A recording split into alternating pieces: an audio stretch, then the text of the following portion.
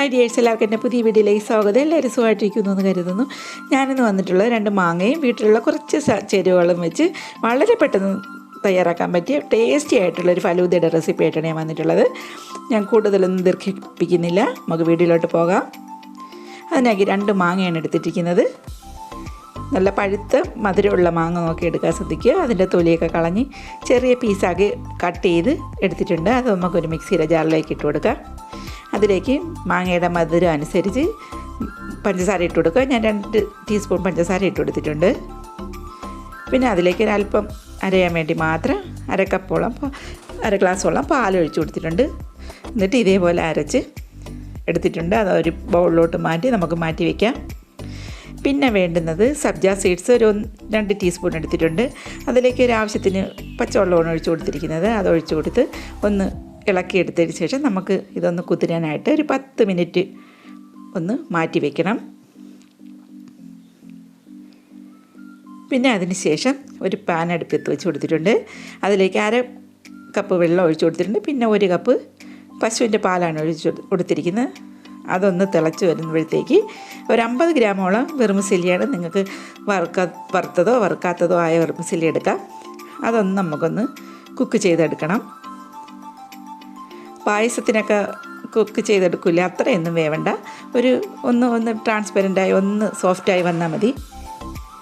ഒന്ന് വെന്ത് കിട്ടണം, അത്രയേ ഉള്ളൂ. നല്ല വെന്തൊന്നും ഇടേണ്ട നമ്മൾ പായസത്തിൻ്റെ പോലെ. പിന്നെ തിളച്ച് വന്നിട്ടുണ്ട്. അതിലേക്ക് 1.5 ടേബിൾ സ്പൂൺ പഞ്ചസാര മധുരത്തിന് ചേർത്ത് കൊടുത്തിട്ടുണ്ട്.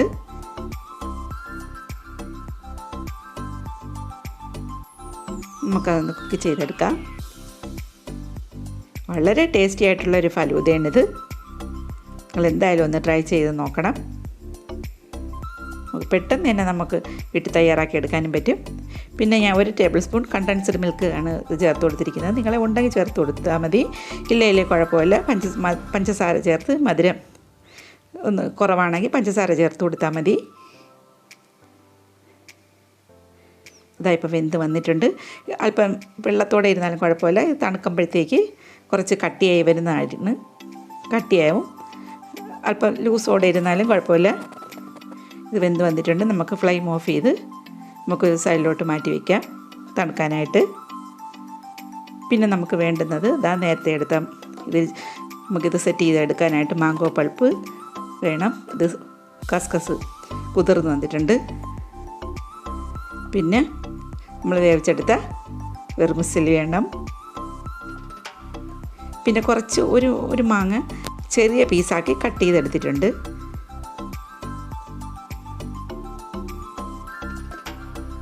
പിന്നെ കുറച്ച് ഡ്രൈ ഫ്രൂട്ട്സ് എടുത്തിട്ടുണ്ട്. നിങ്ങളതിലുള്ള ഏത് ഡ്രൈ ഫ്രൂട്ട്സ് ആയാലും മതി.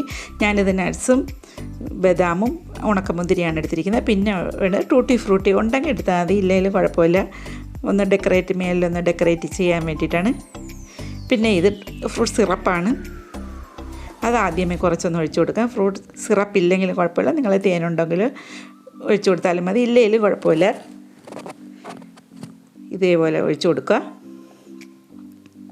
ആദ്യമേ ഇതാണ് ഞാൻ ഫ്രൂട്ട് സിറപ്പാണ് ഒഴിച്ചു കൊടുക്കുന്നത്. 2 ഗ്ലാസ് എടുത്തിട്ട് പിന്നെ അതിലേക്ക് സബ്ജ സീഡ്സ് ഇങ്ങനെ ലെയറായിട്ട് എല്ലാം നമുക്ക് ഇതേപോലെ ഒന്ന് ഒഴിച്ചു കൊടുക്കണം. ഞാൻ മാങ്ങയുടെ അലുവ തയ്യാറാക്കുന്ന ഒരു വീഡിയോ ഇട്ടിട്ടുണ്ട്. ഐസ്ക്രീം ഇട്ടിട്ടുണ്ട് മാങ്ങയുടെ. പിന്നെ സ്വീറ്റ് പിക്കിൾ ഇട്ടിട്ടുണ്ട്. ഇതിൻ്റെ എല്ലാ ലിങ്ക് ഞാൻ ഡിസ്ക്രിപ്ഷനിൽ കൊടുത്തേക്കാം. എല്ലാവരും അതൊന്ന് കണ്ട് ട്രൈ ചെയ്ത് നോക്കുക. വളരെ ടേസ്റ്റി ആയിട്ടുള്ള അലുവയും എല്ലാം ഞാൻ ഇതിന് മുമ്പ് തയ്യാറാക്കിയിട്ടുണ്ട്. ഐസ്ക്രീമും ഒക്കെ വളരെ ടേസ്റ്റായിരുന്നു. ഡിസ്ക്രിപ്ഷനിൽ അതിൻ്റെ ലിങ്ക് കൊടുത്തേക്കാം.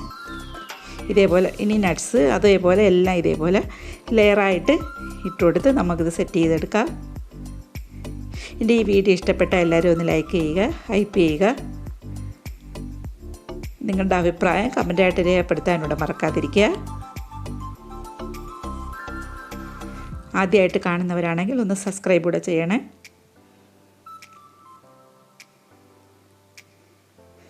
പിന്നെ സ്കിപ്പ് ചെയ്യാതെ കണ്ട് ഒന്ന് സപ്പോർട്ട് കൂടെ തരിക. ഇതേപോലെ എല്ലാം നമുക്ക് ലെയറായിട്ട് ഒന്നിന് മേളിലോ ഒന്നായിട്ടൊന്ന് ലെയർ ചെയ്തെടുക്കുക. വളരെ ടേസ്റ്റി ആയിട്ടുള്ള പെട്ടെന്ന് തയ്യാറാക്കാനും പറ്റിയ ഒരു ഫലൂദയാണ്. നമുക്ക് പുറത്ത് കടയിലും ബേക്കറിയിലൊന്നും കഴിക്കാൻ പോകണ്ട.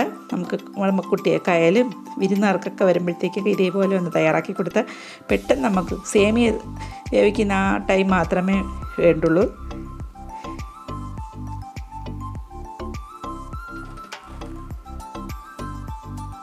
ഇനി അതിലേക്ക് അതിൻ്റെ ഏറ്റവും മുകളിൽ കുറച്ച് ഐസ്ക്രീമാണ്. ഞാൻ ഇതിന് മുമ്പ് വീഡിയോ ഇട്ടിട്ടുണ്ട്. വീട്ടിൽ തന്നെ തയ്യാറാക്കിയ മാംഗോയുടെ ഐസ്ക്രീമാണിത്. പിന്നെ വേറെ ഐസ്ക്രീം ഉണ്ടെങ്കിൽ അത് ചേർത്ത് കൊടുത്താലും മതി, ഇല്ലെങ്കിലും കുഴപ്പമില്ല. എന്നാലും നല്ല ടേസ്റ്റാണ് ഐസ്ക്രീം ഇല്ലാതെ തന്നെ.